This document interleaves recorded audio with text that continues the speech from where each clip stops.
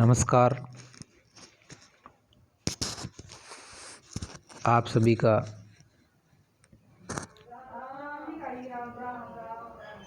Online कक्षा में स्वागत है। आज के पाठ में हम हिंदी की आरंभिक कहानियों में से एक दुलाई वाली कहानी पर बातचीत करेंगे।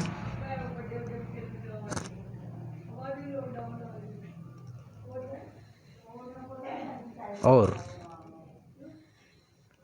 यह समझने का प्रयास करेंगे कि हिंदी कहानी का विकास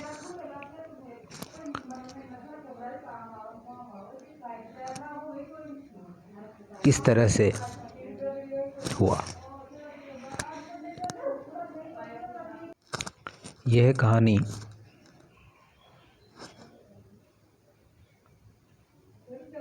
स्नातक प्रथम वर्ष के हिंदी साहित्य के विद्यार्थियों के पढ़ने के लिए उनके प्रश्न पत्र 2 में रखी गई है।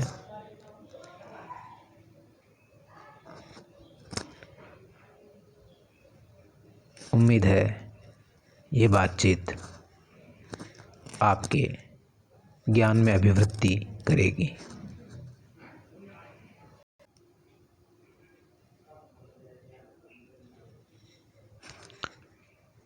कहानी की लेखिका बंग महिला है। बंग महिला के नाम से ये प्रसिद्ध थी। इनका वास्तविक नाम श्रीमती राजेंद्र बाला घोष था। बंग महिला या श्रीमती राजेंद्र बाला घोष का जन्म कब हुआ ये ज्ञात नहीं है, किंतु इतना अवश्य पता है कि सन 1904 ईस्वी में वह कहानियाँ लिख रही थी। उनका समय 1904 के लगभग था। ऐसा माना जाता है हिंदी के प्रसिद्ध आलोचक आचार्य रामचंद्र शुक्ल की प्रेरणा से वह हिंदी में लिखने लगी। इससे पूर्व वह बांग्ला भाषा में लिखती थी।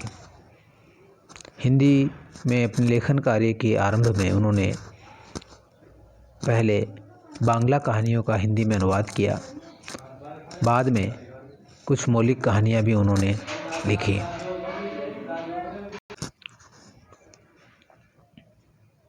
बंग महिला का हिंदी में कुसुम संग्रह नाम से कहानियों का संकलन भी प्रकाशित हो चुका है।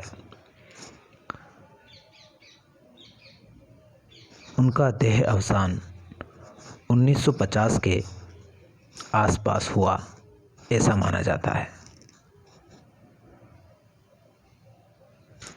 दुलाई वाली कहानी बंग महिला की हिंदी में लिखी हुई सबसे अधिक प्रसिद्ध कहानी है और इस कहानी को हिंदी की पहली मौलिक कहानी होने का गौरव प्राप्त है।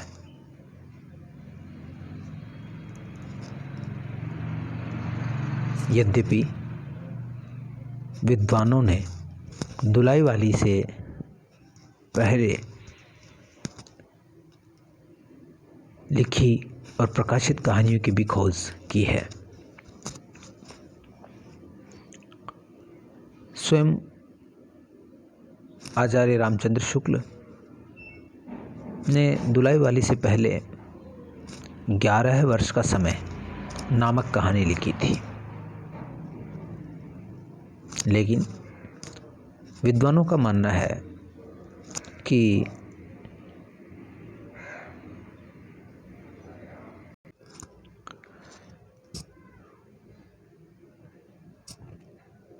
हिंदी, हम जानते हैं कि हिंदी साहित्य में आधुनिक कहानी का आरंभ उपन्यास और नाटक इन गद्य विधाओं के काफ़ी बाद हुआ। हिंदी साहित्य का भारतेंदु युग कहानियों की दृष्टि से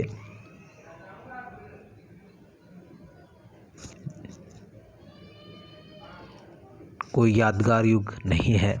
उसमें आधुनिक कहानी की झलक हमें देखने को नहीं मिलती है।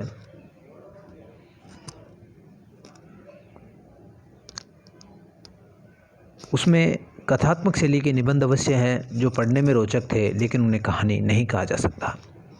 हिंदी में कहानी कला का आरंभ आधुनिक कहानी जिसे हम कहते हैं सरस्वती पत्रिका के प्रकाशन के साथ हुआ। सरस्वती पत्रिका जो सन 1900 में प्रकाशित हुई,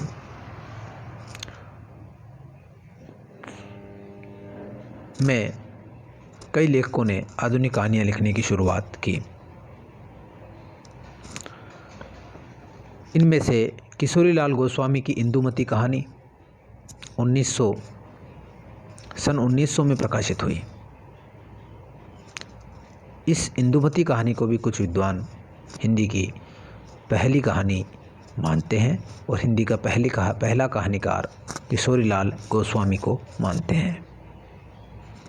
लेकिन बाद में ये पता चला कि ये कहानी मौलिक नहीं है, क्योंकि यह शेक्सपियर के टेम्पेस्ट नामक नाटक पर को आधार बनाकर लिखी हुई है। इसी तरह से एक अन्य कहानी जो हिंदी की पहली कहानी का दावा करती है वो है माधव प्रसाद मिश्र की मन की चंचलता, जो 1900 ईस्वी में ही प्रकाशित हुई। ये सुदर्शन नामक पत्रिका में प्रकाशित हुई। इसी तरह से 1902 में सरस्वती पत्रिका में ही भगवान दीन बीए, ये लेखक का नाम है, कि प्लेग की चुड़ैल कहानी प्रकाशित हुई। इसका समय 1902 है।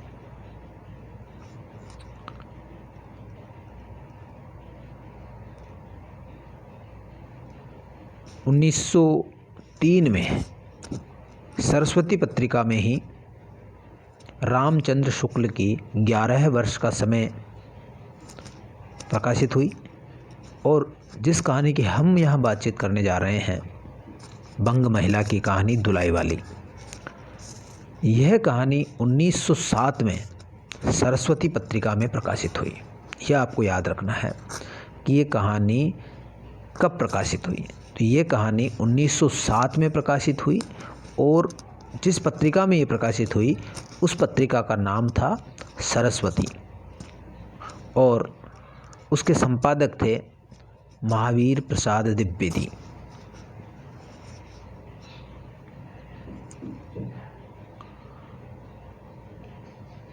इस तरह से ये हिंदी के आरंभिक कहानीकार थे, जिनमें किशोरीलाल गोस्वामी, माधव प्रसाद मिश्र, भगवान दीन बीए और आचार्य रामचंद्र शुक्ल और बंग महिला प्रमुख है।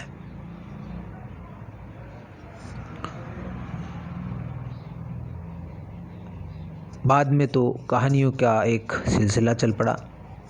जयशंकर प्रसाद ने इंदु नामक पत्रिका में 1909 में कहानियाँ लिखनी शुरू कर दी थी। इसी तरह से राधिका रमण प्रसाद सिंह, वृंदावन लाल वर्मा, ये सभी लोग कहानी लेखन में प्रवृत्त हुए थे। और प्रेमचंद भी उर्दू में कहानियाँ लिखने लगे थे, जो जमाना नामक पत्रिका में प्रकाशित हुआ करती थी। इस तरह हम देखते हैं कि 1900 ईस्वी के लगभग हिंदी कहानी का जन्म हुआ और 1912 से 1918 के बीच वह पूर्ण प्रतिष्ठित हो गई। 1912 और 18 के बीच हिंदी की सुप्रसिद्ध कहानियाँ, जैसे उसने कहा था, पंच परमेश्वर आदि आ चुकी थी।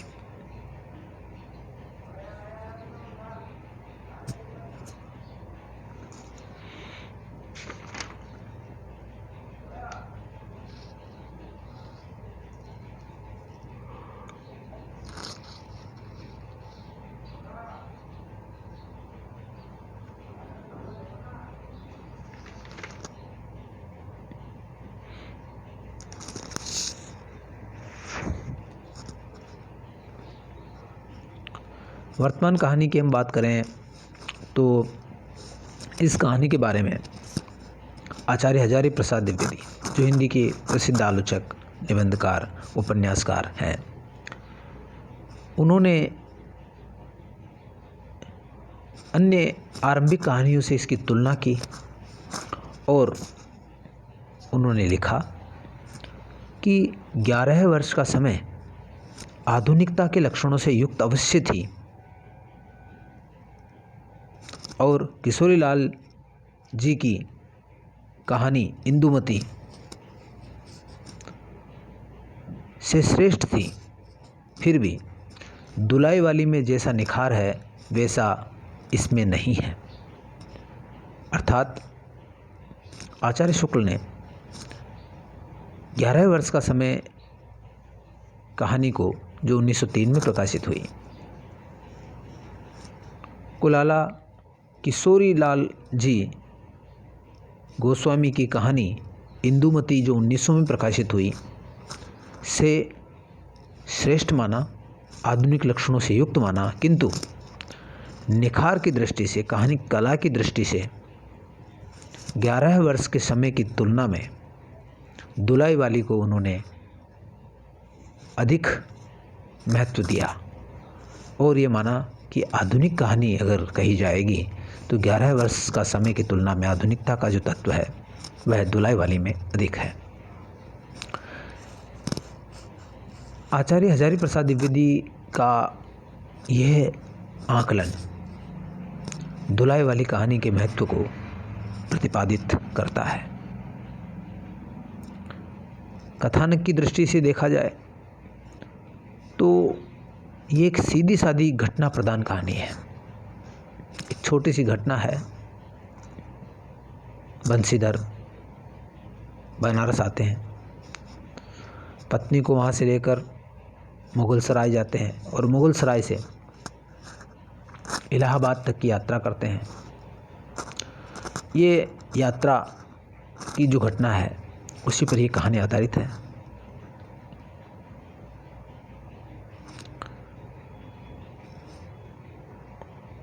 उस समय घटना प्रधान कहानियाँ ही लिखी जाती थी, चरित्र प्रधान कहानियाँ कम आ पा रही थी। तो बंग महिला से इससे बेहतर कहानी लिखने की अपेक्षा भी उस समय नहीं की जा सकती थी, क्योंकि उस समय का दौर ही घटना प्रधान कहानियों का था। चरित्र प्रधान कहानियाँ, मनोवैज्ञानिक कहानियाँ, ये काफ़ी बाद में मुंशी प्रेमचंद, जैनेन्द्र जैसे कहानीकार हिंदी में लिखने लगे। फिर भी इस कहानी में स्थानीयता का रंग है।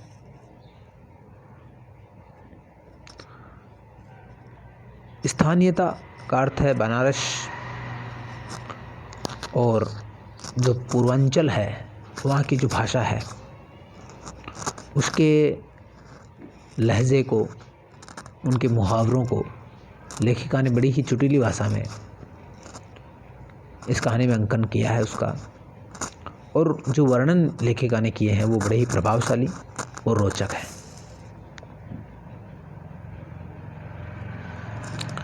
कहानी का ताना बाना पुराने लोक कथा शैली में है।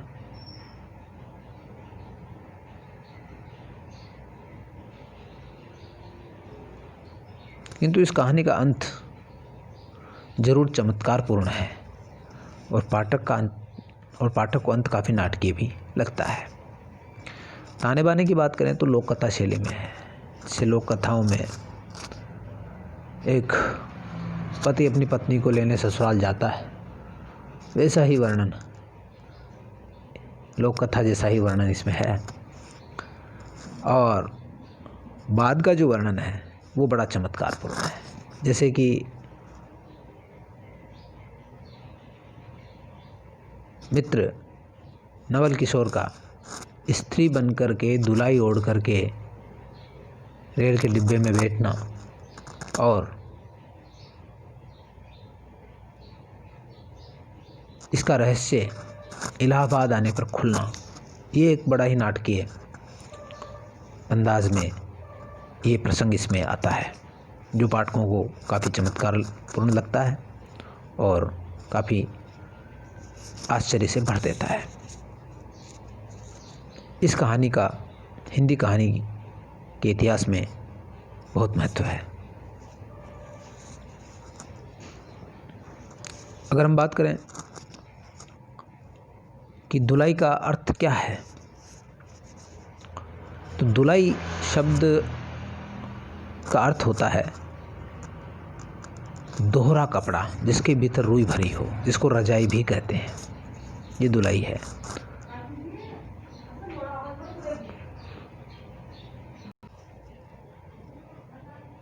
दुलाई वाली कहानी एक यात्रा कथा है। कहानी का जो मुख्य पात्र है बंशीधर, वह बनारस जाता है और अपने ससुराल में जैसा वो बातचीत करता है उससे पारंपरिक भारतीय समाज में किस तरह से पुरुषवादी वर्चस्व है उसका पता हमें लगता है। और हमें यह भी पता लगता है कि इसकी जो बंशीधर की जो स्त्री संबंधी पितृसत्ता, तो भारतीय समाज में स्त्री और पुरुष का जो संबंध है, उनकी आपसी धारणाएं हैं, उसका इसमें काफ़ी पता हमें बंशीधर की पत्नी जानकी देवी और बंशीधर के कथन उपकथन से लगता है। जानकी देवी का जो इसमें पात्र रखा गया है वह एक पारंपरिक भारतीय गृहिणी का पात्र है, जो अपने पति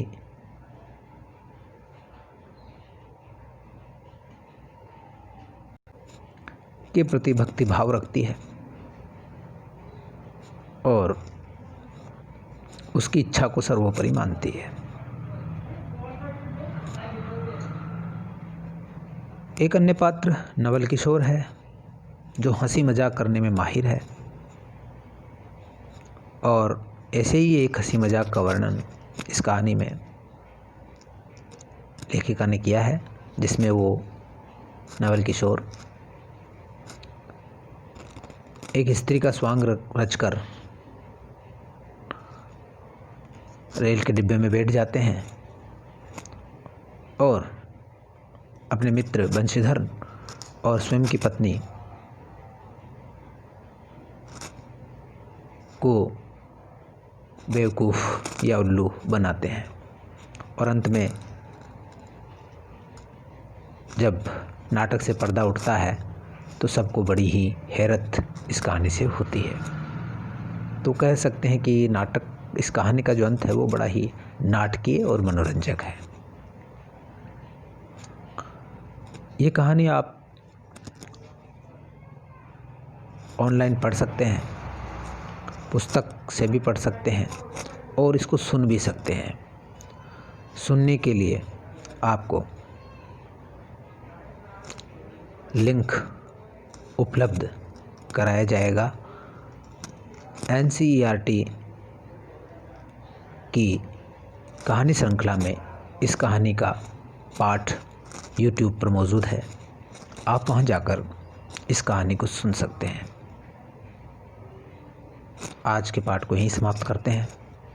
कल इसी कहानी पर कुछ और बातचीत हम लोग करेंगे। तब तक के लिए आपसे विदा लेते हैं। धन्यवाद।